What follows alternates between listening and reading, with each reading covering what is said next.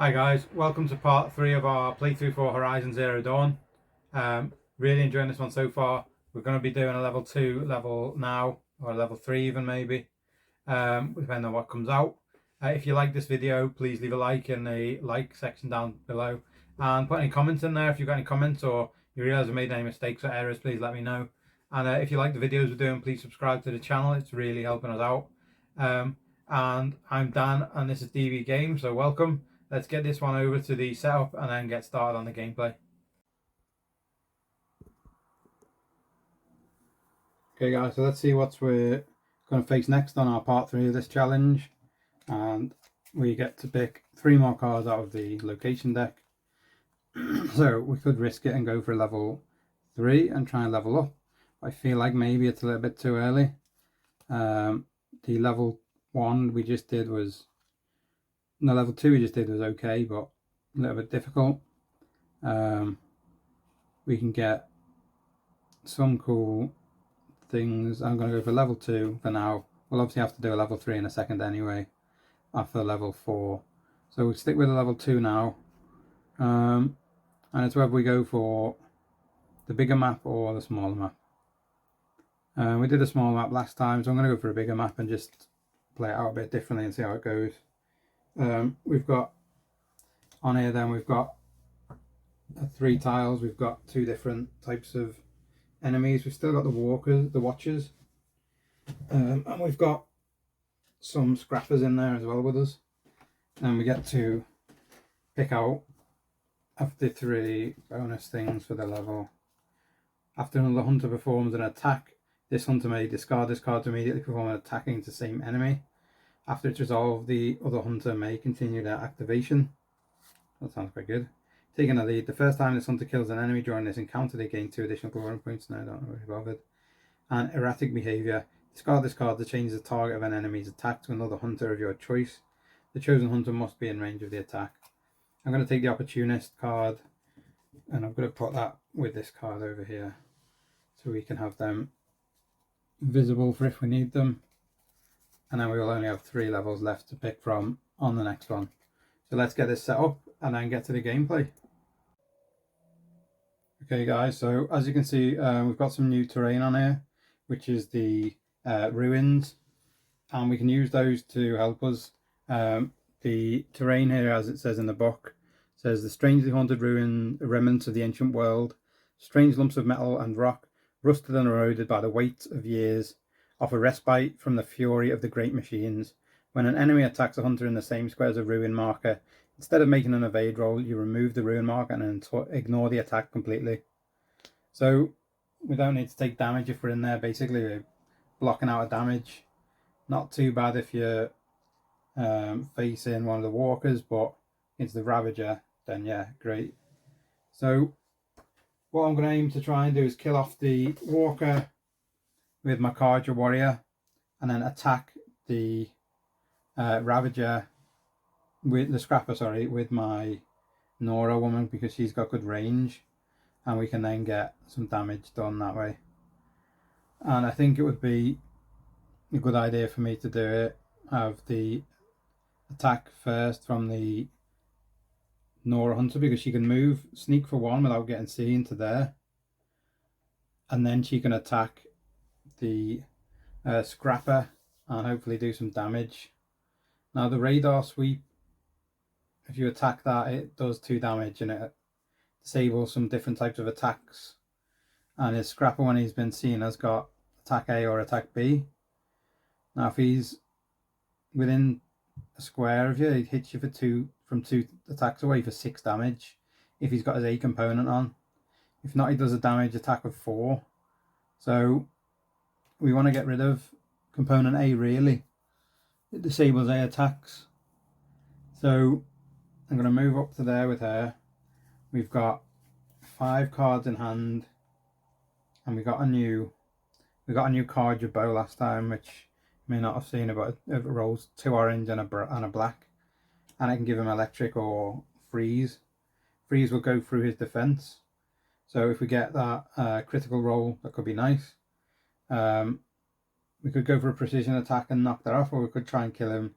He's got 8 health, so we're not going to kill him straight away. So I feel like we go for the attack on his power cell. And if I play this precision arrow card, then I get to ignore his armor value of 1. Therefore, we only need to hit him for 4 damage. And I could use another arrow as well to knock an orange onto it. To guarantee that we get that damage, I'm going to play both of these cards. Which knocks me down to 3 cards, but that means I get to roll an extra orange, so 3 orange altogether, and the black. And I want to be doing 4 damage to knock off his power cell. Now I've got 2 criticals, so I get to do at least 3 damage. The critical attack will do 1 damage as well for one of them, and then I'll also choose to electrocute him, because electrocuting the enemy means that they will only resolve 1 action. So of course he will become alert straight away. I'm going to turn around.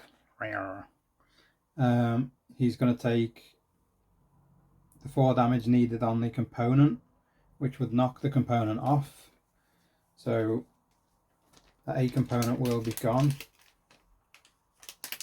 So we mark that with another little bit of cardboard here. Not the most simplest way of tracking it, but there it goes. So A is off. There's 2 sides to this. There's a red side and there's a side. I think red is destroyed, so I'm going to put it that side up. Blue is when you've only hit for half the damage. So he is also therefore now taken 2 damage from that component being removed. And we stop him from doing much else, which is good. And he's electrocuted as well. So he's going to discard. He is electrocuted, so he can only do 1 thing. His card flips to show he's been in his thing, and it says, is the hunter within 1 square? No. So he tries to do this attack for 2. He can't do the A attack, so he has to do the other one. So he moves 2 spaces towards the closest hunter. So that was really handy, knocking off the A attack, because he can't do that attack now. So he moves 2 spaces towards me. Next time he'll go to attack for this, but I'll be in the space there for no damage. So 1, 2. He takes all this stuff with him, so we know where he's at. The other geezer doesn't know what's going on yet, so he's going to move 1 space here. And then it's my turn with the Karja warrior. So she is going to do some damage. My 5 cards here. Let's see what we've got. The Watcher, as before, has got 4 health and 1 shield. I don't want to do Blazing Strike. Elusive after resolving an evade roll. I may perform a sprint now. I don't really want to do Freeze Bomb on it either. You get to roll a black dice, but it doesn't do a lot really. Give me extra attack maybe, but I'm going to go in with the Halberd, do an orange and a blue roll. So orange and blue, hope for the best. I got 3 damage, so therefore I'm hitting it for 2 damage because it's got 1 shield. So he is now also alert, to which I've misplaced the thing. It's baggy. Let's get it out. Another alert symbol for him. He is now also alert. Flipping his card over as well, which will mean that he will do this. The Scrapper, if I put his card up here so we can see it on the board easily. The Watcher, if there's any non-alert enemies within 2 spaces, no. Moves 1 towards the closest hunter and attacks me for 4. Brilliant. Cheers. I will roll an orange and a black though, because I've got my new armor. So that is nice. See what we get. 1. Brilliant. So we block out 1 damage from 4, meaning we have to discard 3 cards, which is not what we wanted to do, but that is how it's going to go. After resolve an evade, I may sprint. This is a dodge, and after resolve an evade, hunter may form a sprint. After the target stuff, no. So I'll get rid of those 3. Not very nice, but 3 damage. Okay, then we're on to this guy's turn as well. He's within the space to attack me. I'm on the hidden ground, so I dodge out one of those, and I'm assuming this now goes off the board, therefore leaving me no damage for the Nora warrior, thankfully. So the Nora warrior now needs to kill him off. He's got 2 damage on him, but he's got 8 health. So we need to draw up some cards. So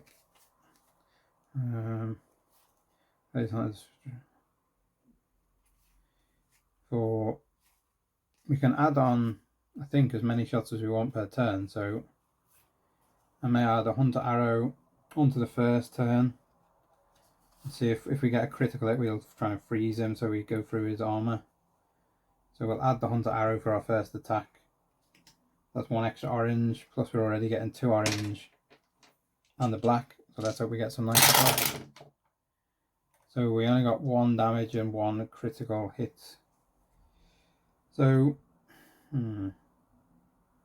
he's only got 1 health anyway.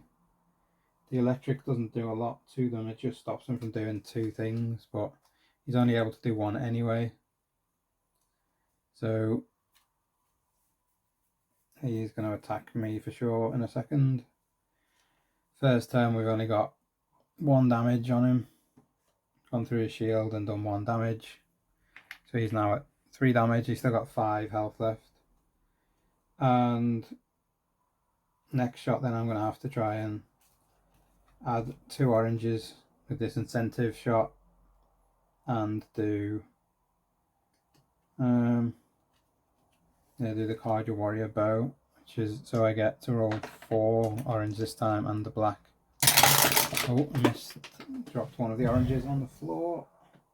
That's going to need to be picked.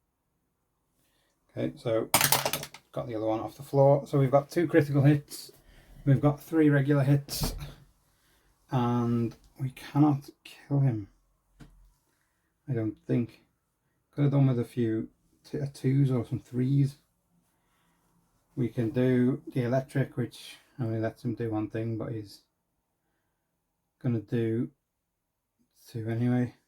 The freeze goes through his armor, and we can get 4 damage on him, so we're gonna end up doing 4, making him at 7. So if I do that and take 1 away, he's got 7 damage. He's still got 1 health left, which is a bit annoying. So he's going to be pretty difficult to beat still.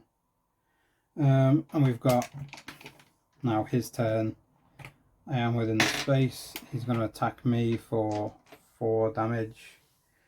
I've got a oh no, I've got the 2 orange for my evade.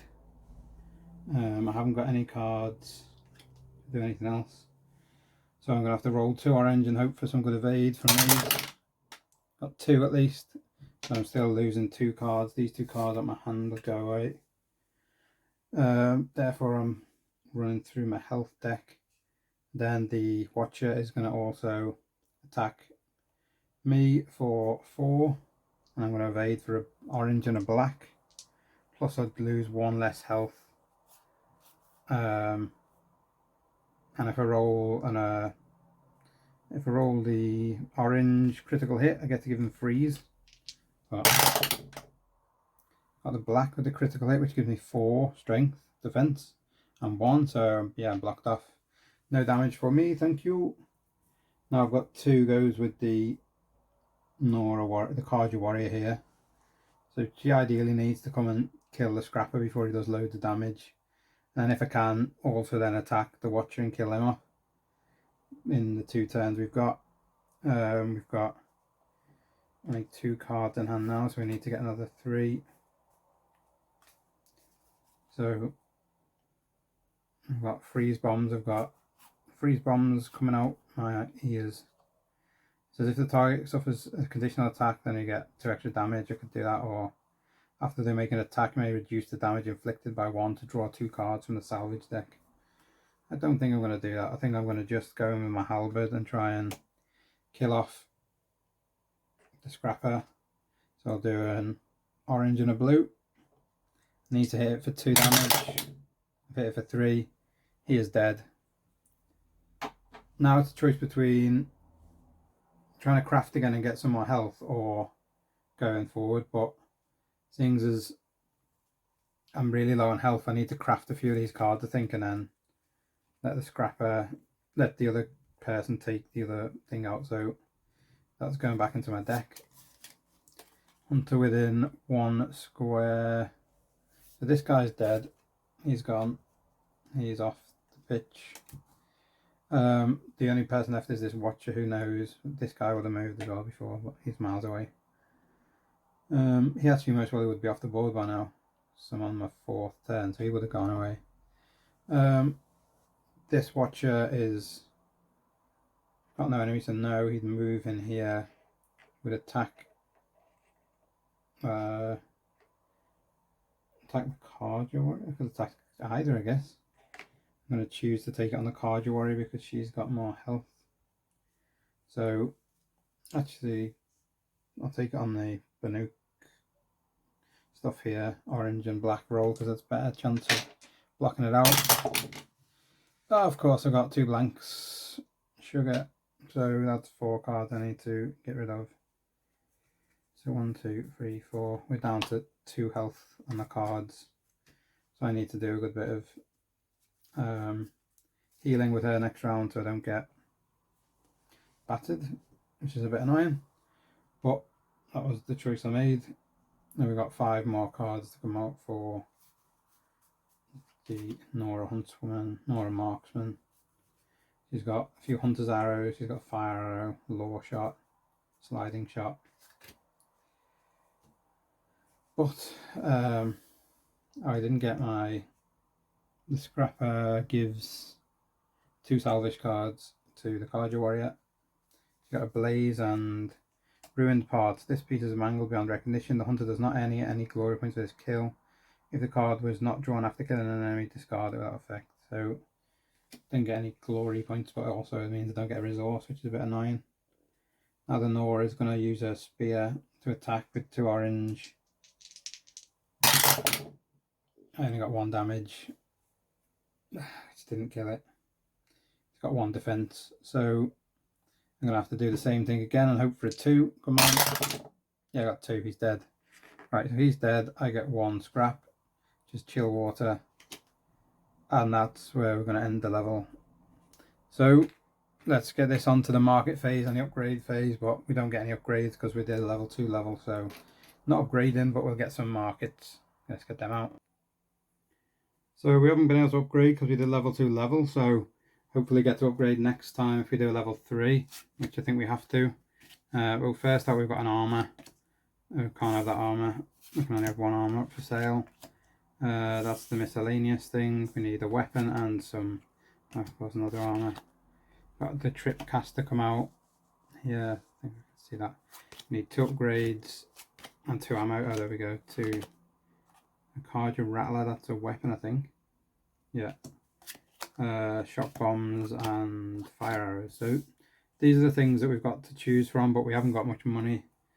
The Carja Warrior's only got a blaze canister that she can use, so that's not ideal. The blaze canisters can be traded as 1 something else. So if I wanted a fire arrow or something, I could get that, or some shock bombs maybe. So potentially worth getting the shock bombs with her, because not only will it give us shock bombs, it'll also give us some health, so I'll spend that for the blaze. And my Nora Marksman's only got 1 shard and 1 chill water. I provide freeze coil that on critical hit would inflict freeze, but I already do that anyway. Could swap for shock coil, but I've got electric anyway. Don't really want the trip caster.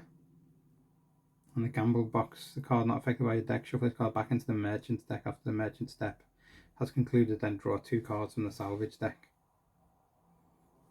not going to buy anything. I'm just going to wait. They seem rubbish. And I guess level 3 stuff's going to be more expensive, so I'm going to leave that. So we've only really upgraded a little bit. You can get a lot. We've got one extra card for the Banuk Warrior. So that's it for this playthrough. Let's get it onto the next level, level 4. So part 3 was pretty tough. Looks like we need to go on to most probably go on to level 3 level next. So that's going to be even harder. And did realise a slight error made when we get attacked. I didn't dodge. My character's one space out. Something I picked up on. So we'll have to improve that for next round. If you liked the video, please leave a like and comment and subscribe to the channel. It would really mean a lot and it would really help. Thanks for watching this video. Let's see you on part 4.